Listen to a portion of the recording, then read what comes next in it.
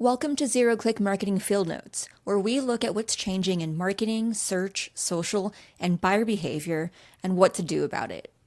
Today, I want to talk about a new piece of research from Similarweb called the downstream impact of AI visibility. It gives us a clear signal that AI visibility can influence what buyers do next, even when that influence does not show up as an AI referral. I've been saying, and so have others, that AI mentions can drive visibility and that AI visibility is a leading indicator that you're building brand awareness. But now, I think we can take that a step further and start to see AI as a needle mover when it comes to demand generation and lead nurture. Through the ways we've been using AI, we can see how it can shape demand. It can nurture demand by helping someone go from interest to evaluation. And then, when that person finally shows up in your analytics, your dashboard may give credit to branded search, direct traffic, paid search, or some other final touchpoint. Meanwhile, the AI interaction that helped create confidence, preference, or urgency is basically invisible. So first off, this is a new attribution problem. Or maybe it's more like the old attribution problem, but now wearing a little AI hat. First, let's talk about Similarweb's research. They looked at real user journeys across 3 industries: finance, travel, and beauty. They looked at people who asked ChatGPT industry-relevant questions, received a recommendation for a brand, and then tracked what happened over the next 7 days. Other things of note.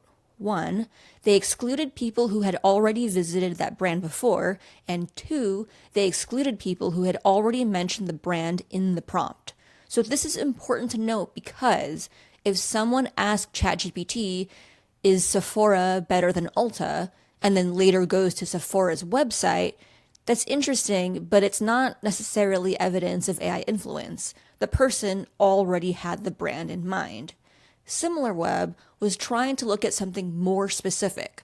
When AI introduces or recommends a brand, does that recommendation appear to change what people do afterward? Their answer was yes. Users who received an AI recommendation were 2.5 times more likely to visit that brand's website within the next 7 days.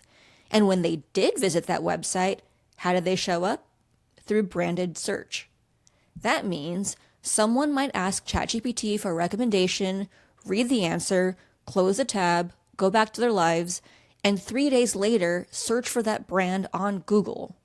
In analytics, that looks like branded organic search. Or maybe they type in the URL directly, in which case in analytics that looks like direct traffic. Or maybe they see a paid search ad for the brand and click on that. In analytics, that looks like paid search, but the actual buyer journey was messier than that. The measurable touchpoint was not necessarily the influential touchpoint. Now, let's be careful, because this isn't, oh wow, branded search actually comes from AI now. No, that's too simplistic. Branded search has always been downstream of other marketing. People search your brand because they heard about you somewhere, maybe from a podcast, LinkedIn post, YouTube video, from a colleague, or somewhere else. Branded search has always been a receipt. It tells you someone had enough awareness, curiosity, or intent to go looking for you by name. Most good marketers know this already, but the problem is that they don't always know what produced branded search, how to influence it, or how much budget to give the upstream work that made it happen. And now, AI makes that even harder because that's one more platform that we can't track. Let's say someone is already problem aware. They know they need a new tool, they know their current workflow is broken. They're not randomly discovering the category for the first time. They ask ChatGPT, what's the difference between SparkToro, SEMrush, and Similarweb? Or, what should I use if I want to understand where my audience spends time online? The AI answer may not create the underlying demand. The person already had the pain, but it may shape the shortlist. It may validate one vendor over another. It may make them feel less risky about taking the next step. And then later, that buyer searches the brand name, visits the website directly, or clicks on an ad. Or maybe they finally reply to a sales email. In the CRM, maybe that looks like an MQL becoming an SQL. In analytics, maybe it looks like branded search. In reality, AI may have been a nurture touchpoint. This is where I think the conversation needs more nuance. A lot of the AI visibility conversation right now is framed around discovery. Are we showing up when people ask for recommendations? That matters. But in B2B especially, I think AI visibility is just as important for consideration. If these tools are explaining our products and value prop to our audience and then comparing us against competitors, then that's not demand creation. That's demand movement. It's demand nurture. I'm thinking of this as AI can impact demand in 4 ways in the buyer journey: create, capture, nurture, and protect. First, create demand. Someone asks an AI tool a question, and the AI introduces them to a brand they didn't already know. Maybe they ask, what are the best travel cards for families? Or what are the best skincare brands for sensitive skin? Or what are the best audience research tools for marketers? The AI recommends a brand. The person had not heard of it before. Now they have. That is demand creation, or at least awareness creation.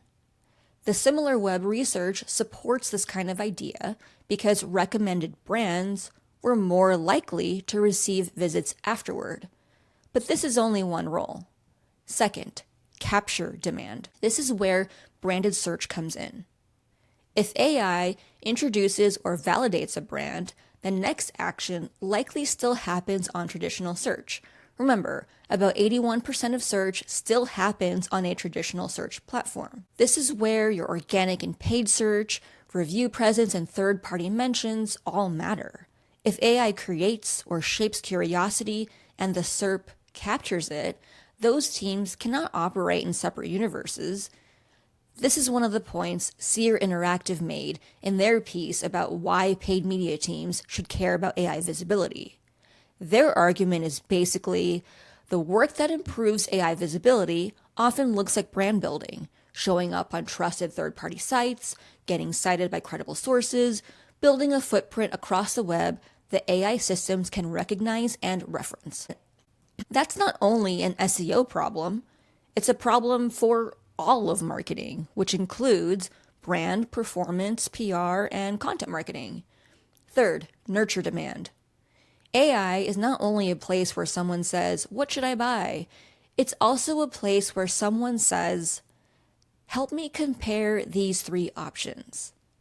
What are the pros and cons of this vendor?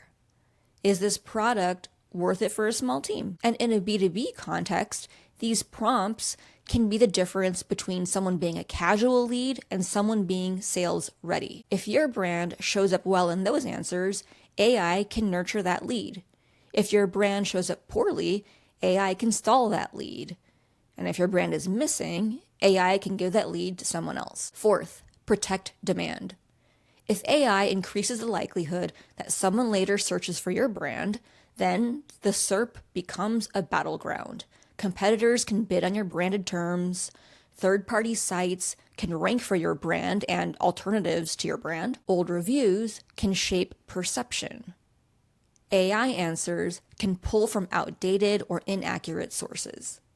So if you are investing in AI visibility but not protecting what happens after the AI interaction, you may be creating demand that someone else captures. This is especially frustrating because the team that created the demand may not be the team that gets credit for protecting it. The brand team may create awareness. The content team may shape the public record. The SEO team may influence AI visibility. The paid team may protect the branded query. The sales team may close the lead. That framework again: create, capture, nurture, protect. Different parts of the journey, different teams, different metrics, same buyer. Amid all this chaos, we have to be more disciplined. We can't overclaim, and we can't say AI created all this demand, because sometimes it did, sometimes it didn't. And we can't underclaim either. So we shouldn't look at a tiny number of AI referral visits and decide that it doesn't have business impact, because that is the exact measurement mistake Similarweb is pointing to. If someone sees your brand in an AI answer and then searches you 3 days later, your analytics almost certainly will not connect those dots. Remember, this isn't new. Someone sees a billboard, then visits a store. Someone hears a podcast ad, then searches the brand. Someone gets a recommendation from a brand, then clicks a paid search ad. This is how marketing works. So what should marketers do with this? I'd start with 5 moves. First, track AI visibility. Ask where you're visible, for which prompts, with what descriptions, what proof points. Remember, you can check your AI visibility in tools like HubSpot AEO Grader. Second, separate discovery prompts from evaluation prompts. Don't just test things like best tools for X. Also test things like compare us to our competitors. What are the best options for a company like mine? Or what should I know before buying this category? Those prompts may tell you more about whether AI is helping or hurting demand movement. Third, watch branded search differently. Look for changes after major awareness pushes, PR hits, launches, events, podcasts, AI visibility work, and category conversations. This will help you get a better read on whether upstream visibility is creating the downstream behavior. Fourth, protect the handoff.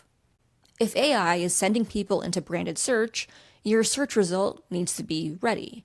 Your website needs to be clear. Your positioning needs to be obvious. Your comparison pages need to be honest and useful. Your third-party presence needs to be credible. Your paid team needs to understand when branded search is harvesting demand that the other channels created. And fifth, align the teams. This cannot live only with SEO. AI visibility touches brand, content, PR, paid, product marketing, sales, and analytics. If one team is trying to improve AI visibility while another team is optimizing only for last click efficiency, you're going to have a bad time. Because what creates, nurtures, captures, and protects demand are all probably pretty different. It's messy, and it's our job to live in the mess, make sense of it, and guide our prospects in the right direction. So Similarweb study is evidence that AI influence can show up where you can't track. This is the core of zero-click marketing. The value of a touchpoint is not limited to whether it gets the click. Sometimes the touchpoint creates awareness or trust, and sometimes the most important marketing interaction is the one your analytics never sees. AI doesn't always send the click, but it makes it likelier the search happens, and when it does, a better qualified buyer is landing on your website. That's it for today's Field Notes. Really, I promise, next week is my interview with SEO and GEO expert Kevin Indig. I'll see you then.